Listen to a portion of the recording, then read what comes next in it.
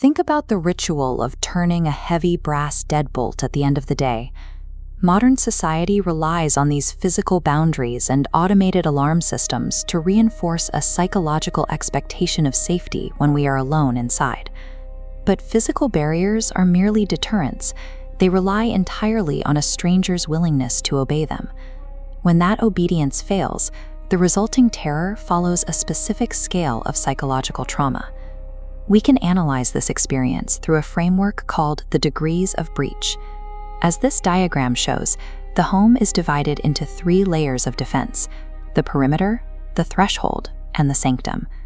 The horror of a home invasion intensifies as the intruder moves closer to those most vulnerable spaces. We are going to examine 3 real-life case studies of home invasions. By tracking the path of these intruders, we will see how the psychological impact deepens as a threat moves from the outer perimeter into the most intimate layers of the home. The first case establishes our outer boundary. A young woman was renting a house with a tragic history. Both previous tenants had recently died on the property. Left alone while her fiancé was away, she relied on the home's loud, automated security system to soothe her anxiety. Then, anomalies started testing that perimeter. Her normally quiet cattle dog began aggressively barking at the basement door, the exact spot where one of the previous tenants had passed away. The next morning, she found a heavy washing machine inexplicably dragged several feet into the middle of the laundry room. The external threat escalated at 9:18 p.m. A loud sound resembling an explosion shook the house. She pulled up her security camera to find her garage door opening on its own, accompanied by violent flashes of light strobing across the concrete. Yet when she looked outside, there was no physical evidence of an explosion or fireworks. The climax arrived at 3:39 a.m. She woke to continuous, violent pounding on her front door.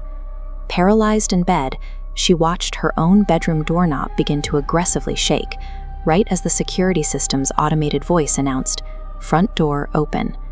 She called the police. They arrived promptly to find an empty driveway and a dead-bolted front door standing wide open.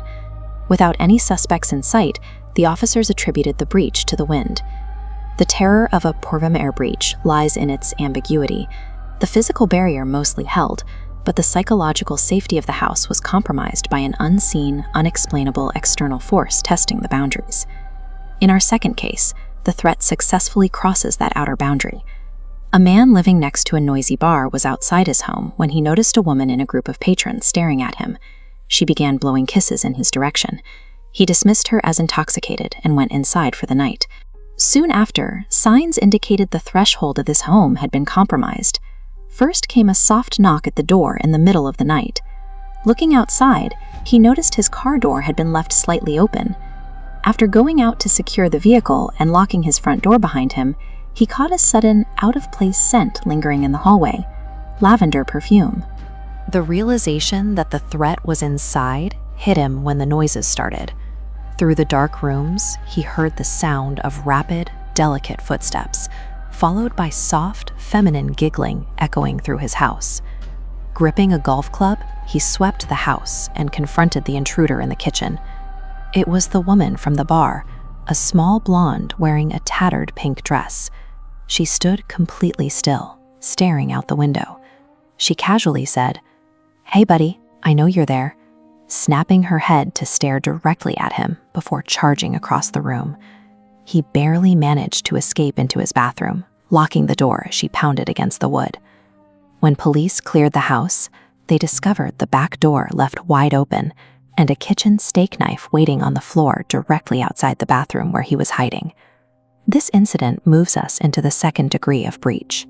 The threat bypassed the perimeter and brought unpredictable, erratic violence directly into the daily living space, making the home itself an active trap. Our final case reaches the deepest degree of breach. Julie was a successful interior decorator who frequently worked late hours from her dream home and was comfortable in her isolation. She initially dismissed the warning signs above her. While working in her home office, she started hearing strange shuffling noises and the sound of heavy breathing coming from the crawl space above her ceiling. She rationalized the sounds, attributing them to squirrels. The physical evidence eventually became undeniable. Walking down her dark hallway, she noticed the pull string for the attic ladder gently swaying back and forth. Seconds later, the door to her bedroom slowly creaked shut. She stepped into her bedroom to find it exactly as she left it, except for one detail. Sitting on the floor directly beside her bed was a small clump of dirt. She knelt down to investigate. Peering into the darkness underneath her bed, she found a middle-aged man lying flat on the floor, staring directly at her. He didn't attack. Instead, he casually said, "Hi, Julie, it's okay." He knew exactly who she was. This is the ultimate intimate invasion. The threat didn't break in that night. It was an embedded stalker living within the architecture of the home, proving that the inner sanctum had been compromised all along. Every victim in these 3 case studies survived without a physical injury, yet each one faced a profound psychological aftermath, finding it difficult to comfortably stay alone in a house again. The sense of sanctuary was gone. The degrees of breach framework helps illustrate why this feeling persists.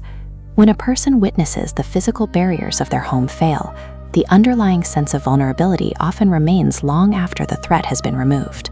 Home security systems, heavy doors, and deadbolts are ultimately deterrents, not guarantees. The true terror of a home invasion is the realization that no matter how many doors you lock, you may not be as alone as you think.